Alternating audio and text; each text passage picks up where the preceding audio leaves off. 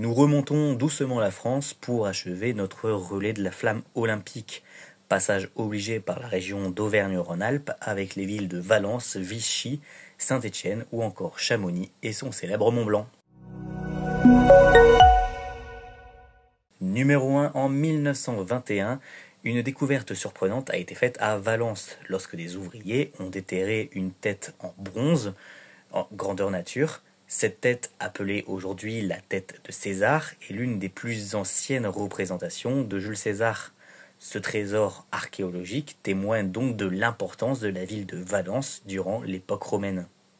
Numéro 2 en 1794, Claude Chappe, un ingénieur français, installe pour la première fois une liaison du télégraphe optique entre Paris et Lyon.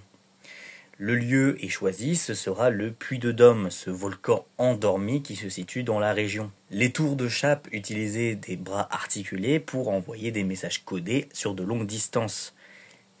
Cela marqua le début des communications modernes en France avant l'instauration du télégraphe électrique. Numéro 3, pendant la Seconde Guerre mondiale, la prison de Montluc à Lyon fut utilisée par les Allemands pour emprisonner des résistants ou des prisonniers politiques.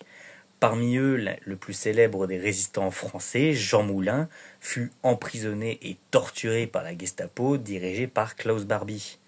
Aujourd'hui, la prison de Montluc est devenue un musée mémorial pour célébrer ces héros de la résistance.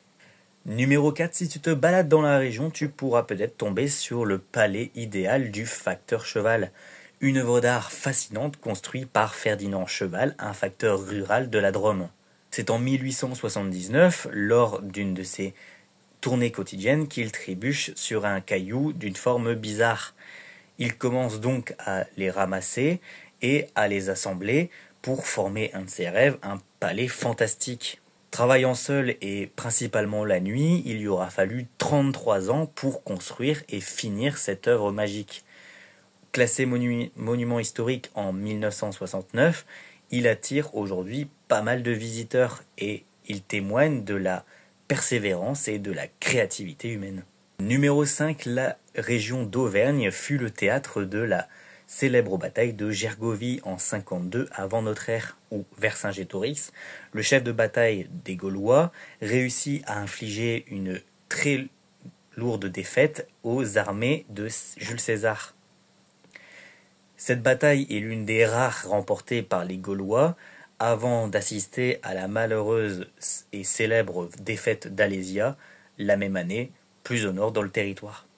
Numéro 6, on le sait tous, Vichy est devenu tristement célèbre pour être devenu le siège du gouvernement du régime mis en place par Philippe Pétain.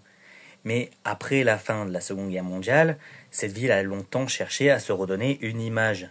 Et c'est chose faite, puisque bien avant la guerre, Vichy était connu pour ses eaux et ses thermes. Et c'est sur ce point que la ville va renaître. En 2021, la reconnaissance tombe lorsque Vichy et 11 autres villes européennes entrent symboliquement au patrimoine mondial de l'UNESCO, reconnu pour leurs valeurs universelles exceptionnelles, illustrées par leur architecture thermale unique, leurs parcs ou leurs équipements de loisirs et de santé pour les curistes. Aujourd'hui, Vichy et les 11 autres villes européennes représentent une tradition culturelle du thermalisme et de la médecine et ont permis le développement des villes thermales en Europe. Numéro 7, Saint-Étienne a une longue tradition industrielle, notamment dans la fabrication d'armes. En 1870, la ville produit la célèbre mitrailleuse Réfi. Cette arme fut utilisée durant la guerre franco-prussienne et symbolise l'industrie stéphanoise. Saint-Étienne est également connu pour ses productions de rubans et de vélos, ce qui lui a permis d'avoir le label, le nom de Manchester français. Numéro 8, Lyon était la capitale de la province romaine de Gaule. Fondée en 43 avant notre ère, la ville était une ville clé pour l'Empire romain, célèbre pour ses amphithéâtres, ses aqueducs ou encore son forum. Aujourd'hui, Lyon est toujours une plaque tournante importante, souvent appelée la capitale des Gaules pour son passé glorieux. Numéro 9, Annecy est mondialement connu pour son festival international du film d'animation, l'un des plus importants au monde dans ce domaine.